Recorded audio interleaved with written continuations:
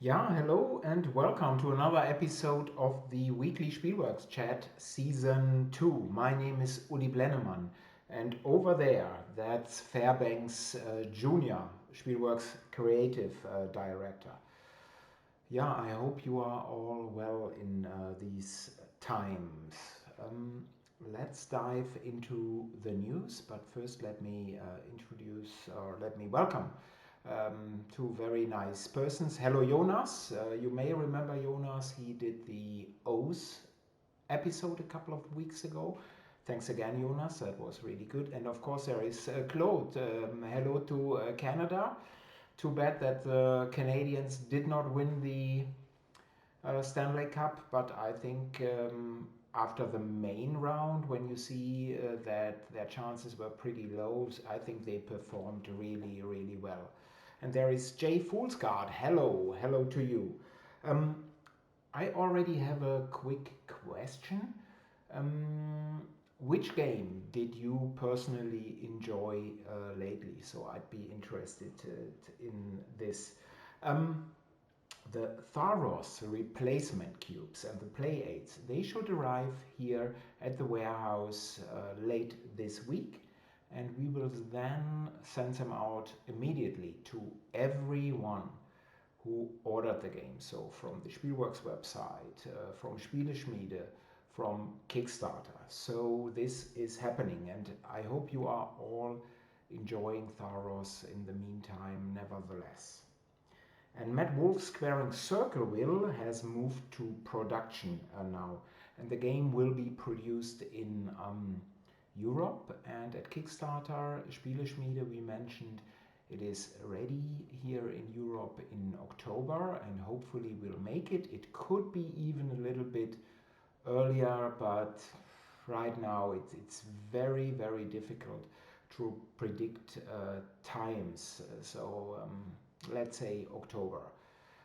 And hello, Chris. Good to see you here. Hello to the UK. And there is D Chiller 333. Hi, hi over there.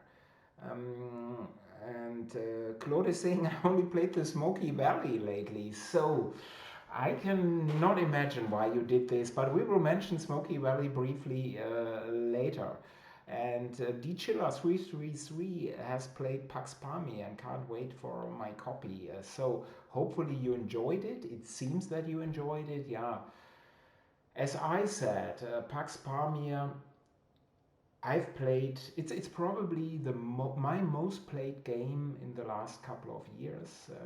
The English edition, that was my game of the year 2018, I think. And I've played so many online games, and what I love is it plays well with 2, 3, 4, 5, although each game is completely different. So if you played with 2, very direct, with 5, it is some negotiation. So really, but you know, I'm a huge Cold Worley fanboy anyway. Stefan, hello Stefan.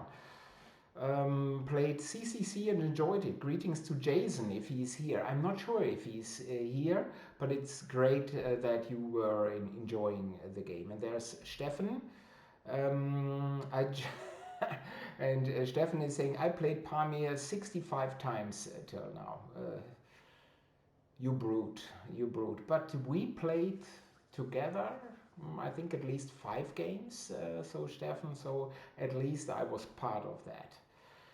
Yeah, and the Chiller is saying so he makes great games. Yeah, Cole is wonderful. And now, because Claude mentioned Smoky Valley, we have finished, or let's say 95% finished. We have finished 95% of the development of the game, of Claude's wonderful design, and the game is in the art department by the always amazing Harald Lieske. And the last and final test round, and I don't expect anything here, but it will start very soon. And let me maybe show you something from the game board, or at least let me show you the game board if I find it here quickly. Let me see. Hopefully you can see it now. So this is a game board of the Smoky Valley without any industry tiles placed on it or without any game pieces. It's fairly large. It's 80 by 40 centimeters, so 800 by 400 millimeters. Let me enlarge this a little bit. Oops. Let's see. So just in quick, so this of course is the scoring track where you score your points, your prestige points in Griffintown, and over here in the left, in the top left corner, that's the turn order. So in the order in which you play. Next to it is a local market which you may use.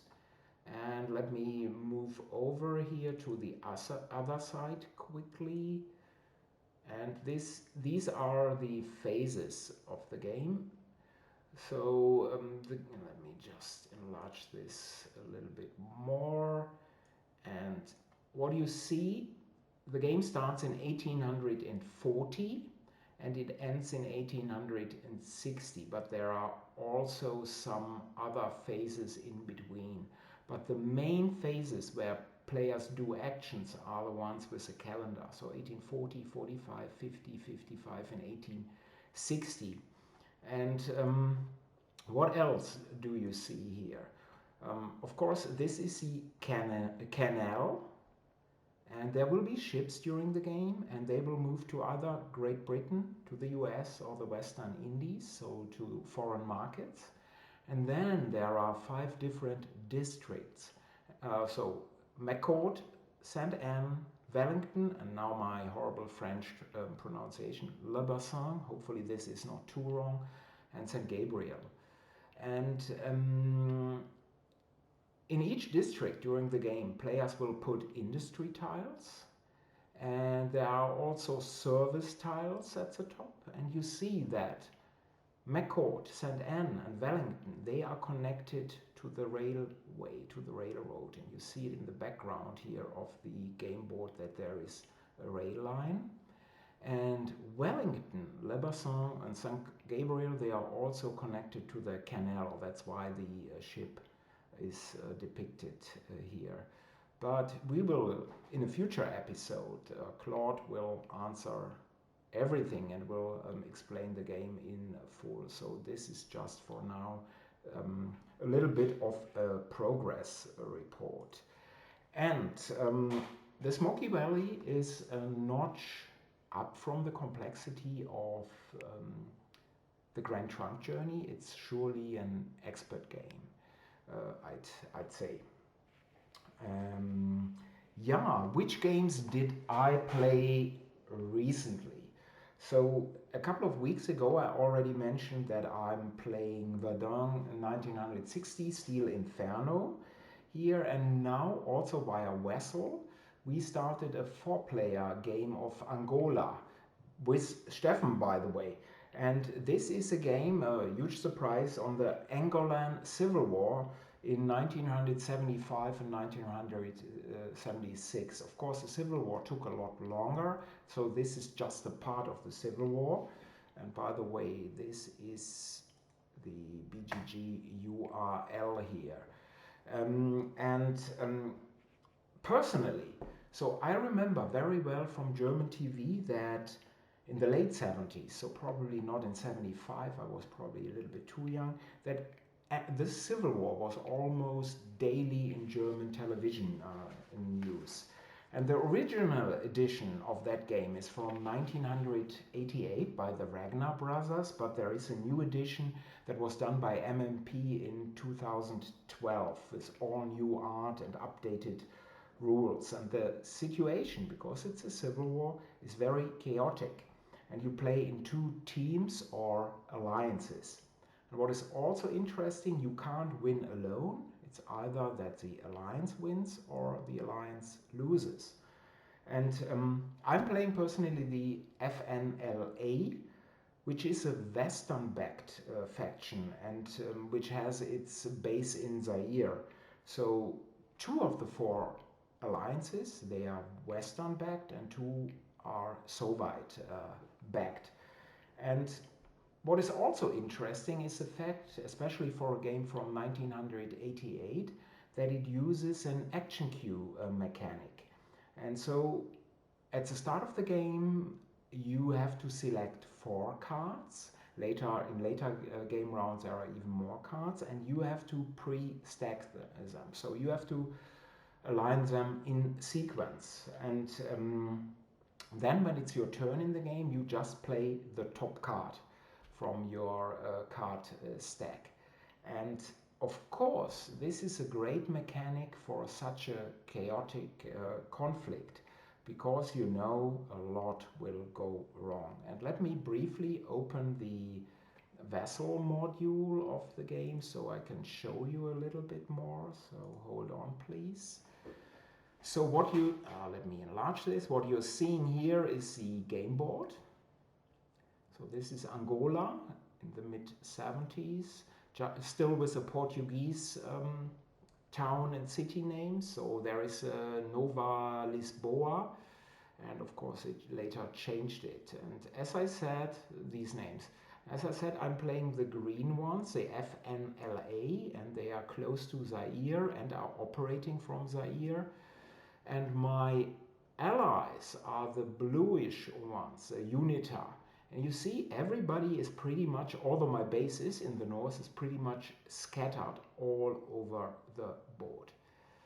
And what I mentioned earlier is that you have to pre-stack or put them in sequence your 4 cards.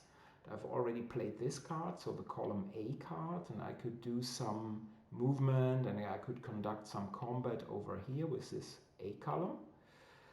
But the other cards are still, nobody knows how they are stacked, and I can't react anymore. So if somebody is doing something here, maybe the red player is doing something, I have to use the next card, then the 3rd card and the 4th card. And this, of course, is, in my opinion, very neat. But we haven't played too much of it, and we will continue soon.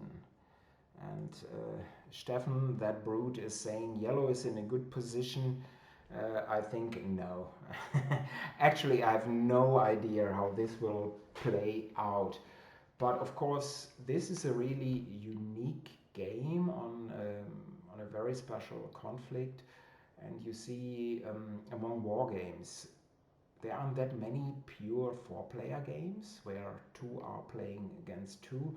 And of course, the major conflicts, so World War II, World War I, they are of course much more popular than a game on a civil war in Africa, because most war games are still done by Europeans and Americans. And of course, these designers, they are from the UK too. So I'm interested to see how this game will play out. Also, a couple of weeks ago, I mentioned Z-Man's Cryo, and let me show you the box. So this is Cryo, Z-Man games. I hope you can see it. And now I had another chance to play the game, and I really, really like it. It is a kind of worker placement card with an element of multi-purpose cards, but the complexity is really fairly low. And I'd call it a modern Euro game design. It's by Tom Jolly, an industry veteran, and Luke Laurie. So what do I mean by that, by modern Euro game design? I mean that you have pretty straightforward victory conditions. So yes, there are some modifiers in the game, but it is basically bringing your crew, because there is a crashed starship on this planet, and your task is to bring your crew to the caves so that they can survive.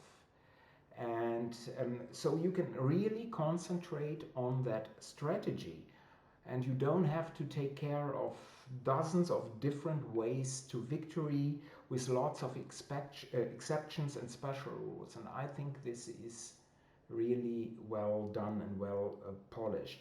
And you may know, because I mentioned this, I think even a couple of times, I have a love-hate relationship to Lisboa by Vital Lacerda, and of course this is a great, great design, and especially if you consider that the basic Lisboa is that you play a single card to one of three different locations. And then you score afterwards in the city, either vertically or horizontally, and that's it.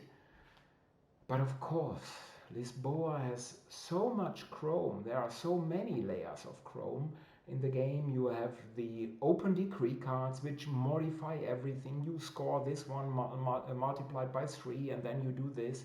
Plus there is this clergy track, which is a game of its own.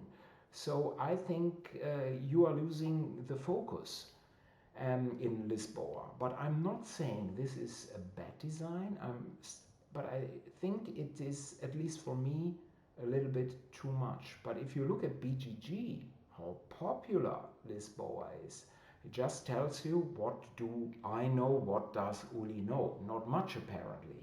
But I think Cryo is fantastic, and you see this is a German rules booklet, so it's not long anyway, and these are the victory conditions here. So Wertung means scoring, so really quickly done, but it's a nice gamers game.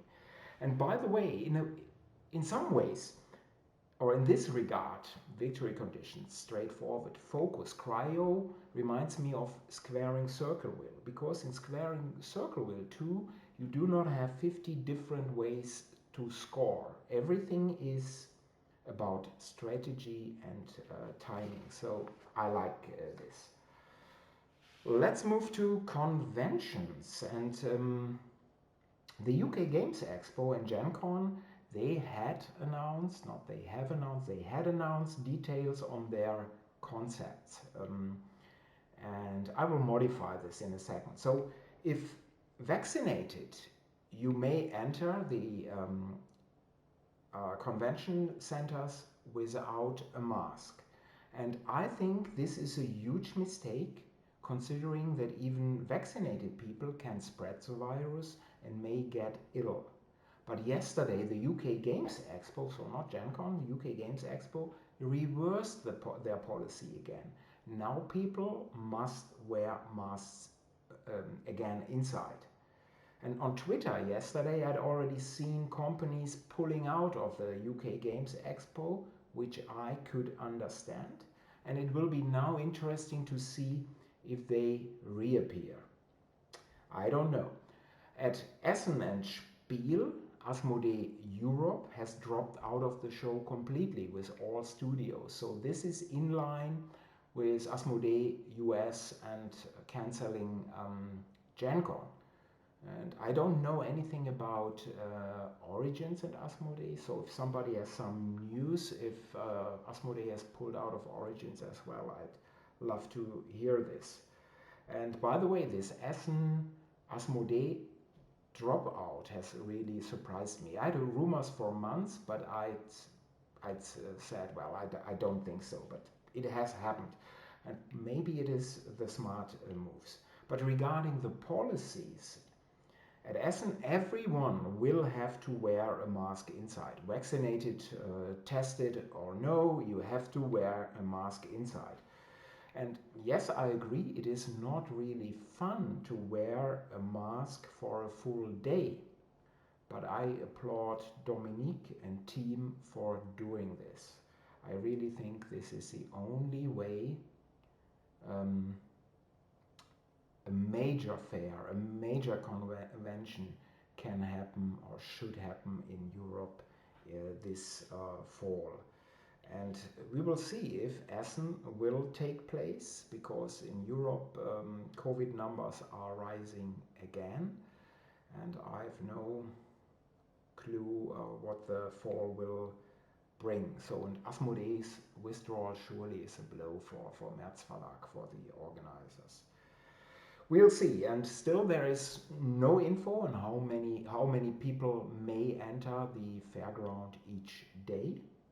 And it will be also interesting to see how many non-German companies will attend the show. And especially overseas companies, which always were very nice to visit at Essen, because as of now it's not even possible to fly into Germany or Europe from most countries. So interesting. And it will be also interesting to see how many exhibitors in total will attend the show. From one huge show to another one, but this one is tiny. So Cornworks, I mentioned this a couple of times already. This is Spielworxx small online convention taking place on October 1 and 2. Yeah, we have now the list of guests, and let me read it to you. And there's a question Jonas is saying, will this affect Spiel Essen in the long run financially? Yes, I think so. Of course, it will be a huge blow. So first, Messe Essen, which is majority owned by the city of Essen, and the city of Essen is a poor city in the Ruhr area. They had a very difficult time because they couldn't do fairs for a long time at all. And of course, März Verlag, their money is to get, or their business is renting booths to companies. So if the huge front hall, which was basically occupied by more than 50% by Asmodee, if this is now filled with other small companies, it will affect them. And of course, another part of revenue is tickets to attendees, and there will be less attendees, that's for sure. A lot less people from other countries, and of course some people who really do not want to be in these huge crowds in fall. So it will affect März Verlag for sure. In which way, I can't say, of course, but everybody who's in the event business is of course affected in a huge way, Jonas. So I think this will affect them. So, but you can always support März Verlag if you like. So, for example, last year when there was only this digital Spiel, you could buy these options, and you could buy this digital booth, which I did not do because I did not believe in Spiel Digital. But of course you can always donate, and last year there were several options that you could donate money to help run the show. Because of course we hope that at a certain time there will be a Spiel again that is huge, maybe not that overcrowded as in 2019 or 18, but again, we want to enjoy such a show, and somebody has to organize it, and it's definitely not an easy task. So if you feel, you can always get in touch with März Verlag and see if you can donate some money to them. But Cornworks, so here's the list of guests. So we are having on these 2 days, October 1 and 2, Ode and Mike Keller with some game news. Stefan Risthaus, of course, on Gentes Epos. Ella of Ella Loves Board Games from Australia. Martina Fuchs of the jury Spiel des Jahres, so Game of the Year Awards. Then there is, it has to be, the Podfather of Gaming, and he's live from Origins. Ignazi of Portal Games. Nick Case with news. Christoph Ungemach on Fairness in Games. Albrecht Wehrstein and Peter Wichmann on Schrille Stille.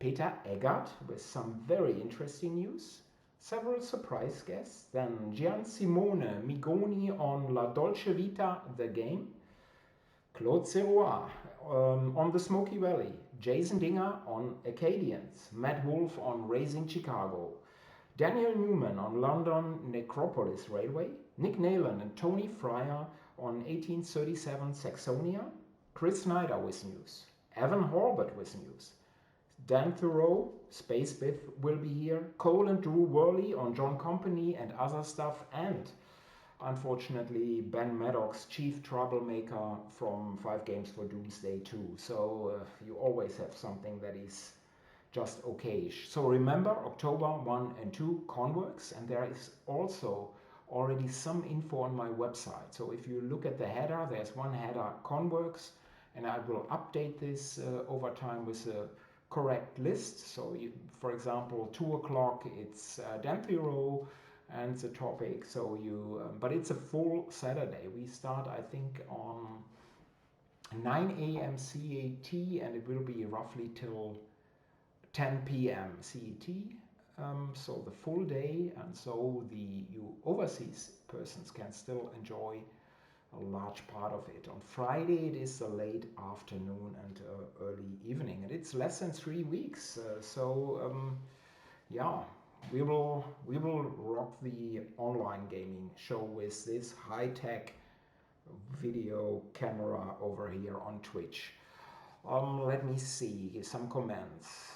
Von Strobel, again, great name. Werle Brothers, by the way, any news about the German version of John Company? Yes. So, as if you are following the news of John Company English edition, they are still these slackers, these Werle Brothers. They are still not 100% done with John Company. No, really, they are working very hard, and the game will be excellent. But of course, to do the German localized version, I have to wait since everything is really done. It looks like late August, September that I can start with the localization. Then the pre-orders should start pretty soon afterwards. So that's a time frame for John Company for me. Bayerbude, I think this may be Ode. Who is this Ode guy? Sounds like, yeah, of course. It's not only Ben Maddox, it's also Ode. So 2 troublemakers. What can you do? Komadib is also a nice name. Daniel, sorry I'm so late. You can begin now. Yeah, I already mentioned you. Cornworks guest on London Necropolis Railway. You can now already leave again, you brute. Stefan, what was it about Stefan? New Gentes? Yes, there will be a new Gentes game. It's more a campaign legacy type game, and all the news, everything will be presented in early October. So I'm really excited about this game, and I was involved, but just from the side, in testing so far. And really immediately, the Gentes feeling came back, and the excitement. So that will be a very nice game. Yeah, and then Ode is saying this much better over there. Stefan is working on a campaign version of a Gentes-inspired game. And Stefan is saying, wait and see. Yes. And thank you, yeah, thank you that you loved Gentes Komadib. This is really very nice. Yeah, so Cornworks, Essen, and I'm pretty sure that these convention news will come up here every other week. So, and UK Games Expo is already in late July, if I'm not mistaken. So we will see how this convention went, especially because we have comparison numbers from 2019. I think there were more than 20,000 people attending the UK Games Expo, so we can see, are there again more than 10,000? Are there 15,000 people? Just 5,000 people? We'll soon see. And Daniel, yeah, thank you. This is also great, and again, yeah, congratulations, Stefan. Because Daniel is saying the first time I played Gentes, I played it again the same day. Yeah, probably you played it at 5 in the morning and then close to midnight. You could have played several more games during that day. But okay, so next week, I think we are having one of the most interesting episodes ever next week. It will be our third XXL episode, so running for about an hour. And my guest will be Wolfgang Lüttke, and he's program manager, family and adult board games of Cosmos. But we won't talk about Cosmos, or just a little bit. we will talk about a piece of modern gaming history. So TM-Spiele, so TM or TM, but it's not trademark, it's Teuber Müller. TM-Spiele was responsible for Settlers of Catan and many more games and a lot of classic games. And besides that, Wolfgang is a wonderful person. And so I'm sure this will be a very special episode next week. So thank you for your time. If you would like to see a special topic discussed or have a specific question that you'd like to ask in advance, please drop me a mail at uli@spielworxx.de. That is uli@spielworxx.de. And let me just check for... I won't repeat this. This is just brute stuff from Ode and Daniel. So till next week, bleibt alle gesund, Black Lives Matter. Bye bye.